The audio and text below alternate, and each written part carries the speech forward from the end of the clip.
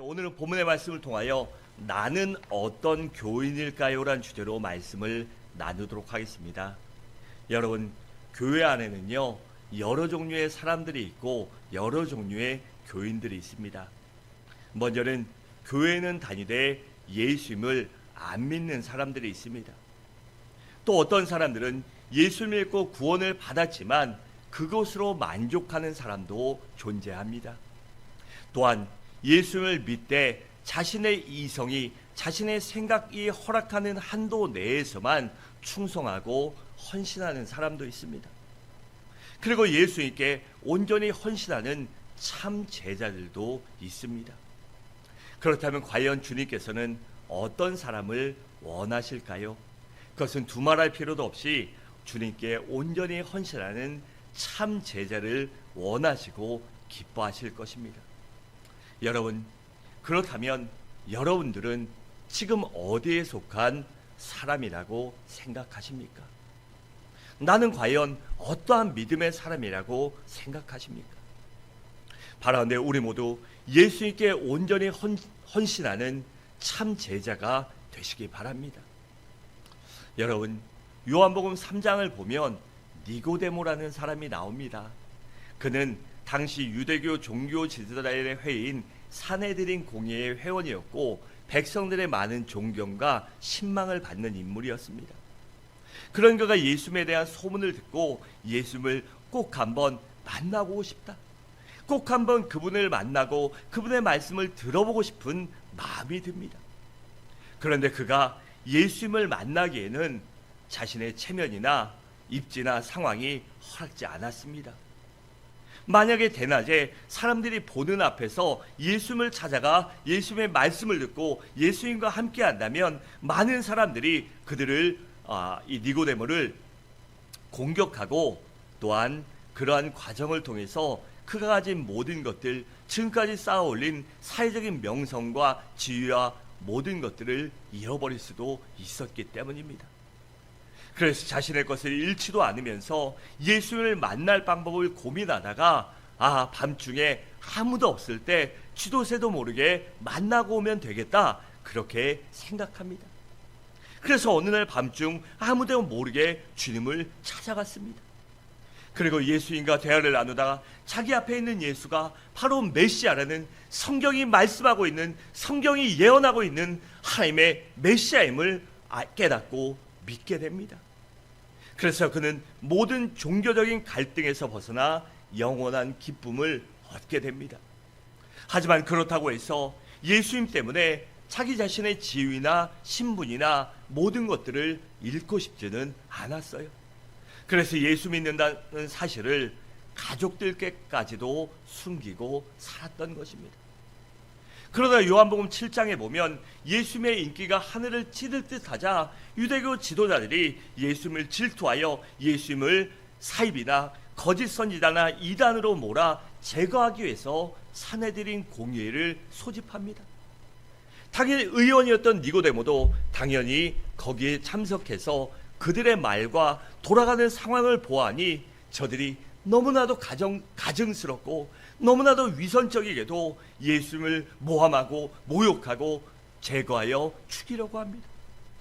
그러자 니고데모가 나서서 아니, 우리 율법에는 어떤 사람을 판결하기 전에 그 사람의 말도 들어보고 그 사람이 어떤 일을 했는지 확실히 알아보고 판결하도록 되어 있는데 왜 지금 우리는 예수를 묻지도 않고 부리지도 않고 그가 어떠한 일을 했는지도 알아보지도 않고 왜 그렇게 죽이려고만 합니까? 왜 그렇게 모함하려고만 합니까? 라고 예수님을 변호합니다.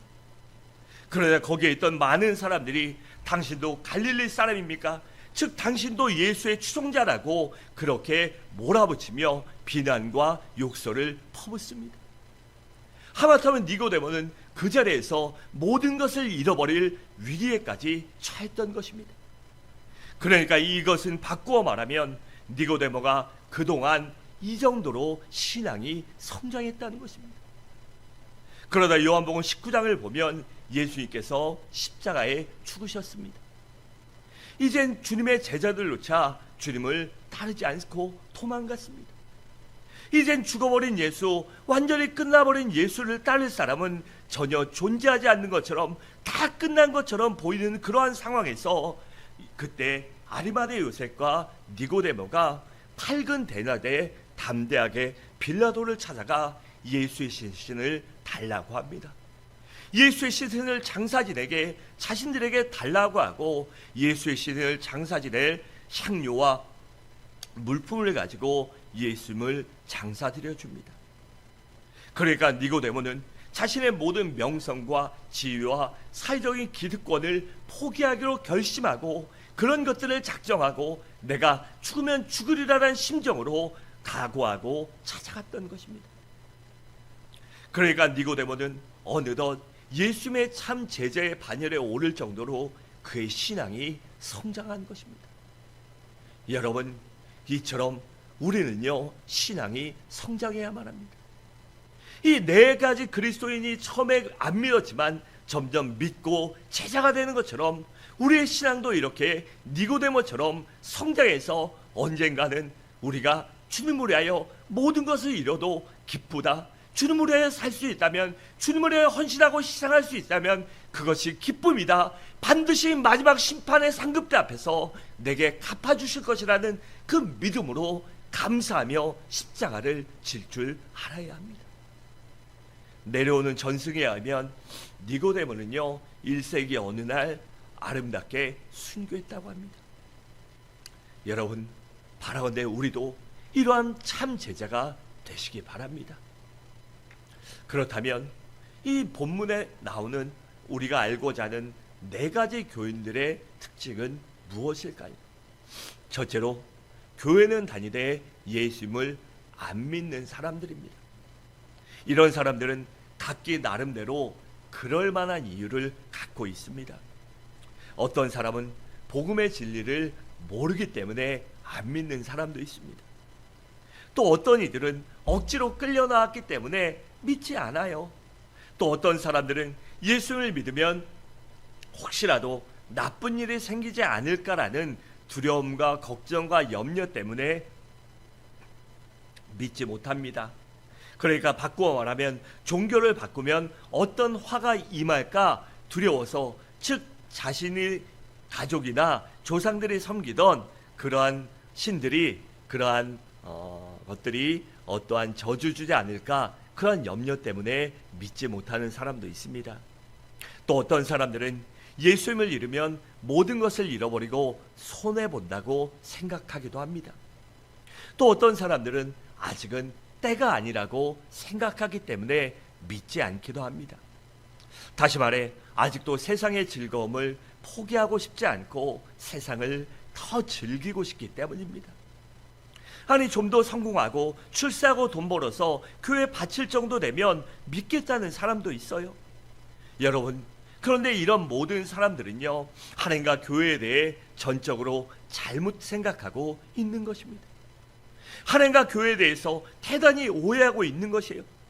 여러분, 우리가 믿는 하나님은 살아계신 하나님이시며 전지전능하시며 인간의 생사복을 주장하시는 만군의 여호와 하나님이십니다. 결코 우리의 도움이나 우리의 어떤 것이 필요한 분이 아니라 우리가 오히려 하나님의 도움을 받아야 할 존재임을 망각하기 때문에, 믿지 않기 때문에 그러한 우를 범하는 것입니다. 여러분, 한 치 앞도 모르는 것이 바로 우리의 인생입니다. 그렇기 때문에 진정으로 지혜로운 사람은 자신의 생명을 돌볼 줄 아는 사람이에요. 우리가 예수를 믿으면 어떻게 되죠? 그 순간 즉시 죄사함 받고 영원한 생명을 얻어서 우리가 언제라도 죽으면 반드시 즉시 천국에 가서 주님과 하나님과 영원히 함께 살게 됩니다. 그렇기 때문에 지금 예수 믿는 것이 제일 중요한 것입니다. 둘째로, 예수님을 믿되 구원받은 것으로 만족하는 사람들이 있습니다. 그러니까 세상 말로 하면요, 죽어도 천국 갈 수 있는 영생보험에 들었으니까 이제 됐다라고 생각하는 것입니다. 그러니까 이제는 영생보험에 들었고 죽어도 천국 가니까 내가 알아서 신앙생활 할게, 내가 알아서 할 테니까 더 이상 나에게 아무것도 요구하지 말라라고 그렇게 말하는 것입니다. 그러니까 이런 사람은 아직도 철저히 자기 중심적인 사람인 것입니다. 이런 사람의 신앙생활의 특징은 보면요, 조금도 변하지 않습니다. 그리고 여전히 세상 것들을 사랑하고 세상 것들을 다 즐기며 살아갑니다. 어쩔 수 없이 하는 것이 아니라 그것을 즐기며 살아가요. 그리고 일주일에 한번 교회에 나오는 것으로 만족하며 살아갑니다. 그러니까 이런 사람들은 신앙생활을 조금 심각하게 말하면 취미생활 정도로 여기는 것입니다. 이런 사람들을 보면 신앙생활에 깊이 빠지면 안 된다고 생각해요. 그러면 자꾸 터치받고 모든 것을 잃어버릴 수도, 손해버릴 수도 있고 자유와 기쁨을 잃어버린다고 생각합니다. 그래서 신앙생활을 적당히 하는 것, 알아서 하는 것, 그것이 지혜롭다고 생각합니다. 여러분, 그런데 성경은 이런 사람들을 어린아이 같은 신앙이라고 말하고 육신에 속한 자라고 말하며 길가와 돌짝과 같은 사람들이라고 그렇게 말씀합니다. 그래서 이런 사람들은 주님을 위해 조금도 희생하거나 헌신할 마음이 없습니다. 그러다 보니 주일 성소도 잘 못하죠. 또한 봉사와 전도도 안 하며 11조와 헌금도 안 합니다. 교회 모임에도 참여하지 않으며 기도와 말씀도 전혀 보지 않아요. 또한 어디를 가든지 자기가 그리스도인이라는 걸, 내가 교인이고 성도라는 것을 밝히지 않습니다. 아니, 그럴 필요성을 못 느끼는 것이죠. 괜히 그랬다가 사람들이 얕보고 피해받고 뭔가 내가 약자가 되고 그러면 안 된다고 생각하기 때문에 그러지 않습니다. 또한 교회 모임에도 참여하지 않으며 교회에서 관심 갖고 그런 것들, 목회자나 구역교사나 구역장들 같은 성도들이 관심 갖는 것을 자기의 자유를 침해한다고 생각합니다. 속박한다고 생각해요. 그래서 언제나 그런 일들이 있으면 불평하고 그러면 교회 안 나가요, 이렇게 말하는 것입니다. 여러분, 어린아이가 태어나면요 반드시 성장해야 합니다. 성장하지 않으면요 부모가 평생, 죄송한 말씀이지만 부모에게 짐이 됩니다. 50 먹은 저희 재원이 나갈 때 그래요. 차 조심해라. 누가 따라오라고 하면 절대 따라가지 마라. 무슨 일 있으면 아빠한테 전화해. 이럽니다. 근데 제가 그 말 언제까지 할까요? 아마 주님 나라 갈 때까지 그런 얘기 할 것입니다. 저희 아버지도 지금 82이신데 일주일에 보통 2번, 3번 전화 드리면 아버지가 항상 그래요. 아들 무슨 일 없어? 몸은 건강해? 이럽니다. 그리고 교회 무슨 일 있어? 이러면 뭐 있어? 이러면 절대 위험한 거 하지 마. 절대 위험한 거 하지 말고 운전 조심하고 새벽이나 밤에 차 조심하고, 아직도 그런 얘기 하십니다. 여러분, 부모니까요. 부모니까 자식을 그러잖아요. 그런데 만약에 그런 말로 끝나지 않고 진짜 부모가 챙겨야 한다면 얼마나 힘들고 안타깝습니까? 주변 사람들이 봐도요 딱하고 치근하게 여기지 않습니까? 우리의 신앙도 마찬가지입니다. 어린아이가 자라면서 어떡합니까? 어린아이 때는 사랑만 받고 하지만 자기가 뭔가 못하죠. 그런데 크면서 성취하는 재미도 느끼고 자유도 누리고 만끽할 수 있고 자기 뜻대로 살아갈 수도 있고 얼마나 좋습니까? 그처럼 신앙도 성장하면 우리가 성장하는 만큼 비례해서 주님의 축복이 임할 수도 있고, 우리의 신앙이 성장하기 때문에 누릴 수 있는 기쁨과 감사와 즐거움이 반드시 존재합니다. 그렇기 때문에 우리의 신앙이 성장해야 하는 것입니다. 셋째로, 예수를 믿되 자신의 이성이 허락하는 한도 내에서만 충성하는 사람들이 있습니다. 여러분, 이런 사람들은 예수님을 아직 만난 경험이 없기 때문이에요. 그래도 이런 사람들은요, 그래도 신앙이 어느 정도 성장했기 때문에 하나님의 것 정도는 구별할 줄 압니다. 그래, 주일 성소도 하고 성수도 하고 교회 중심으로 신앙생활도 할 줄 알고 행사나 모임에도 참여하고 11조나 헌금도 합니다. 그리고 봉사도 할 줄 압니다. 그런데 이런 사람들을 조금 비약해서 말하면 주님의 열렬한 팬이라고 말할 수도 있습니다. 왜냐하면 그들은 아직도 삶의 우선순위가 상황에 따라 바뀌기 때문입니다. 어떤 때는 신앙 중심적으로 살기도 하지만 어떤 때는 자기 중심적으로 살 때도 있기 때문입니다. 아니, 그럴 때가 조금 더 많지요. 그러다 보니 자신이 생각한 한도 내에서만 봉사하고 헌신하고 섬기고 충성할 줄 압니다. 주님을 위해 자기 자신을 부인하거나 십자가를 칠 마음까지는 없는 것이, 그러니까 주님을 위해 희생하거나 헌신하거나 손해보는 것을 피하고 도망가는 것입니다. 그래서 자신의 이성이 허락하는 한계까지만 신앙생활을 하겠다, 내가 그렇게 지혜롭게 살겠다라고 생각하는 것입니다.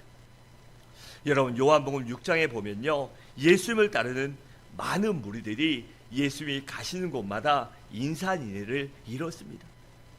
저들은 주님의 오병이어 기적과 병 고치는 기적과 귀신을 내쫓는 기적을 보고 미친 사람들처럼, 정말 미친 사람들처럼 주님께 열광하고 예수님을 따라다녔습니다. 그런 좋은 일이 있을 때는 아주 정말 저런 사람이 없다라고 할 정도로 했어요. 그런데 주님께서 그들에게 점점 더 심각한 말씀을 하십니다. 내가 하늘에서 내려온 생명의 떡이라고 하십니다.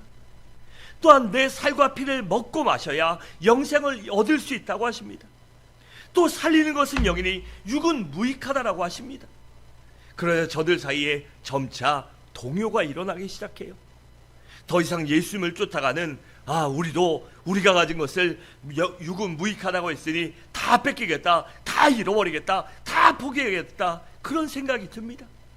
그래서 한 사람 두 사람 슬금슬금 주님 곁을 떠나갑니다. 그래서 주님 곁에 남은 사람들이 종국에는 별로 없었지요. 바로 이런 사람들이 열렬히 주님을 따르는 사람이요, 팬들인 것입니다. 여러분, 요새 문화에 보면 90년대부터 있었지요. 과거에도 존재했지만 이 팬들 얼마나 많습니까? 연예인들. 그래서 심한 말로 하면 사생팬, 죽고 못 산다 이래갖고 사생팬이라고 해서 어떤 애들은 막 연예인 집 앞에 가서 학교도 안 가고 사는 애들이 있습니다. 그런데 걔네가 평생 그럴까요? 아닙니다. 아닙니다.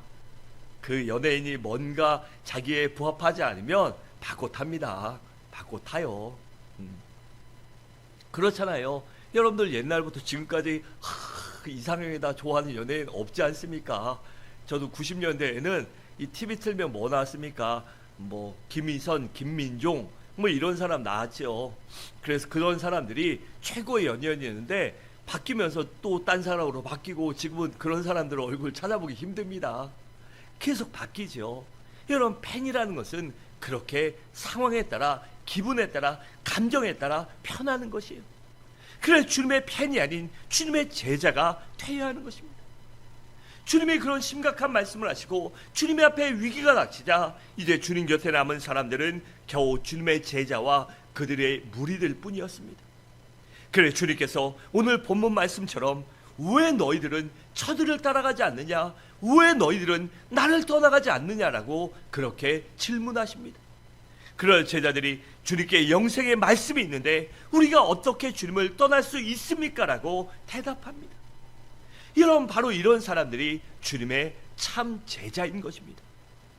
여러분, 누가복음 9장에 보면 주님께서 어떤 사람에게 나를 따르라고 하십니다. 그러나 그가 뭐라고 하죠? 나를 먼저 집에 가서 아버지 장사를 지내게 하옵소서. 그러면 그 후에 따르겠다고 말씀합니다. 얘기하죠. 그러나 주님께서 너는 내게 합당하지 않다고 하십니다. 우리 주님이 부모도 모르는 그런 분이기 때문일까요? 아닙니다. 이 사람의 심중과 의중을 아셨기 때문이에요. 여러분, 이 사람은요 아직 아버지가 돌아가시지 않았어요.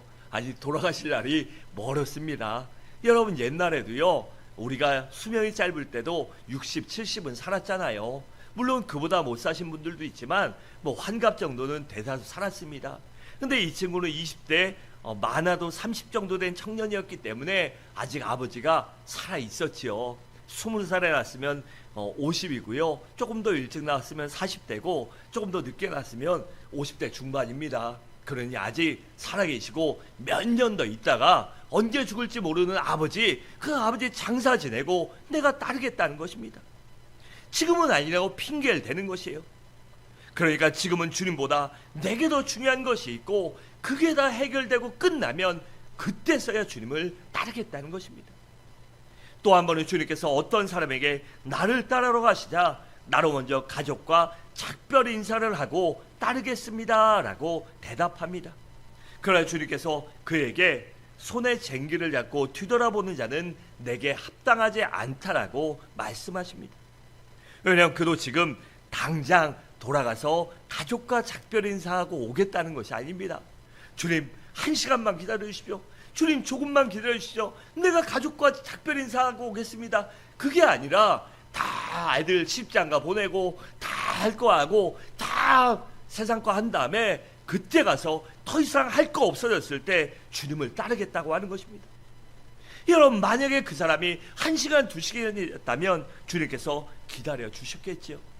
하지만 그의 심중에 주님을 믿지 않고 따르지 않고 희생하고 헌신하고자 하는 마음이 없음을 아셨기 때문에 그렇게 말씀하신 것입니다.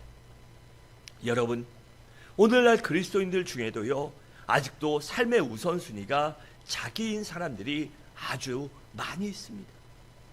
하는 시간이라면서 점점 더 그것이요 당연하고 자연스럽게 여겨지는 것 같아요. 여러분, 그래서 우리는요 참 제자가 되시기 바랍니다. 마지막으로 예수님께 온전히 헌신하는 참 제자들이 있어요. 이런 사람은 주님을 만난 경험이 있는 사람이기 때문에 그의 인생의 가치관과 인생관이 변화된 사람들입니다. 인생의 우선순위를 주님께 두고 자신의 존재 목적이 주님을 위해, 하나님을 위해 존재하는 것이다, 내가 주님을 위해 살아간다라고 생각하는 사람들입니다. 그래서 로마서 14장 8절은 이렇게 말씀합니다. 우리가 살아도 주를 위해 살고 죽어도 주를 위해 죽나니 그러므로 살아 죽으나 우리가 누구의 것이요 주의 것이다 라고 했습니다. 우리 모두 이러한 고백을 진정으로 하시기 바랍니다. 또 갈라디아서 2장 20절에 이렇게 말씀합니다. 내가 그리스도와 함께 십자가에 못 박혔나니 그러즉 이제는 내가 사는 것이 아니요 오직 내 안에 그리스도께서 사시는 것이라. 이제 내가 육체 가운데 사는 것은 나를 살아가서 나를 위해 자기 자신을 버리신 하나님의 아들을 믿는 믿음 안에서 사는 것이다 라고 했습니다. 이처럼 우리도 그 복음 안에, 믿음 안에 살아가시기 바랍니다. 그러면 어떻게 해야 우리가 주님의 참 제자가 될 수 있을까요? 그것은 두말할 필요 없이 주님을 만날 때 가능합니다. 말씀을 통해서든지 성령을 체험하든 기도 응답이나 병고침을 통해서든지 아니면 물질의 축복이나 다른 것을 통해서든지 반드시 주님을 만남으로 인해서 주님의 은혜와 능력과 역사를 맛봄으로 인해서 우리의 인생관과 가치관이 변화되어야 합니다. 여러분, 주님을 만나지 못하면, 경험하지 못하면 우리가 할 수 없기 때문입니다. 또한 주님의 참 제자가 되기 위해서는 23절의 말씀을 철저히 지켜야 합니다. 우리 23절 함께 읽겠습니다. 시작.